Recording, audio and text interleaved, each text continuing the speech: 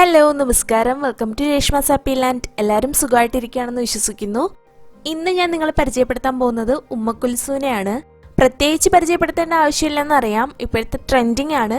ഇതിന്റെ ഹൈലൈറ്റ് വേറൊന്നുമല്ല, ഈ ഒരു ലുക്ക് തന്നെയാണ്.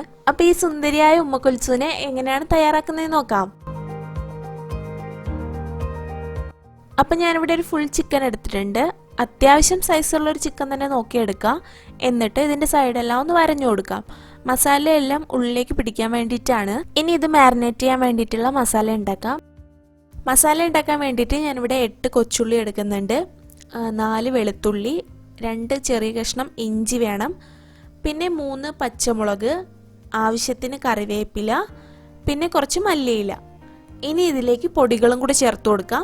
1.5 ടേബിൾ സ്പൂൺ കാശ്മീരി മുളക് പൊടി, 1/2 ടീസ്പൂൺ മഞ്ഞൾപ്പൊടി, 1 ടേബിൾ സ്പൂൺ മല്ലിപ്പൊടി, 1 ടീസ്പൂൺ ഗരം മസാല, 1.5 ടീസ്പൂൺ കുരുമുളക് പൊടി, 1 ടീസ്പൂൺ നാരങ്ങാനീരും ആവശ്യത്തിന് ഉപ്പും കൂടി ചേർത്ത് കൊടുത്തിട്ട് മിക്സിയിലിട്ട് നന്നായിട്ട് പേസ്റ്റ് പോലെ അരച്ചെടുക്കാം. അപ്പം ഞാനിത് അരച്ചെടുത്തിട്ടുണ്ട്. ആവശ്യത്തിന് ഉപ്പ് ചേർത്ത് കൊടുക്കാനായിട്ട് മറന്നു പോകരുത് കേട്ടോ. ഇനി ഈ മസാല നമുക്ക് ചിക്കനിലേക്ക് പിടിപ്പിക്കാം.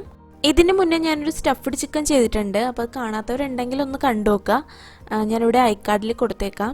മസാല നന്നായിട്ട് പിടിപ്പിച്ച ശേഷം 1 മണിക്കൂറെങ്കിലും ഇതൊന്ന് റെസ്റ്റ് ചെയ്യാനായിട്ട് വെച്ചേക്കണം. 1 മണിക്കൂർ കഴിഞ്ഞിട്ടുണ്ട്. ഇനി ഇതിനുള്ളിലേക്കായിട്ട് മുട്ട റോസ്റ്റ് ചെയ്ത് വെച്ച് കൊടുക്കുന്നുണ്ട്. അപ്പം ഞാനിവിടെ 2 മുട്ട വയ്ക്കുന്നുണ്ട് കേട്ടോ.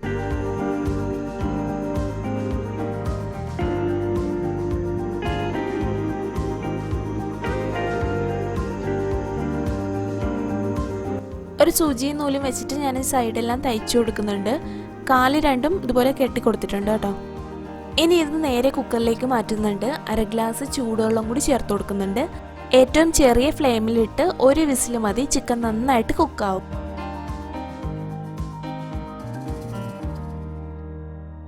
ഇവിടെ ഞാനൊരു പാനിലേക്ക് വെളിച്ചെണ്ണ ചൂടാക്കാനായിട്ട് വെക്കുന്നുണ്ട്.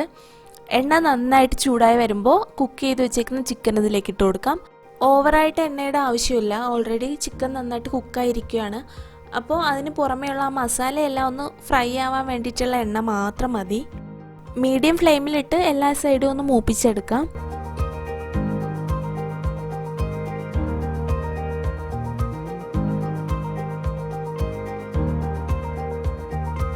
എല്ലാ സൈഡും ഫ്രൈ ആയിട്ടുണ്ട്. ഇനി ഇതൊന്ന് ഡെക്കറേറ്റ് ചെയ്തെടുക്കാം.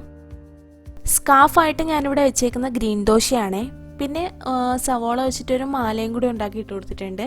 വീട്ടിൽ ഗസ്റ്റൊക്കെ വരുവാണെങ്കിൽ ഇതുപോലെ വെറൈറ്റി ആയിട്ട് ചെയ്ത് കൊടുക്കാം. എല്ലാവരും ട്രൈ ചെയ്ത് നോക്കണം.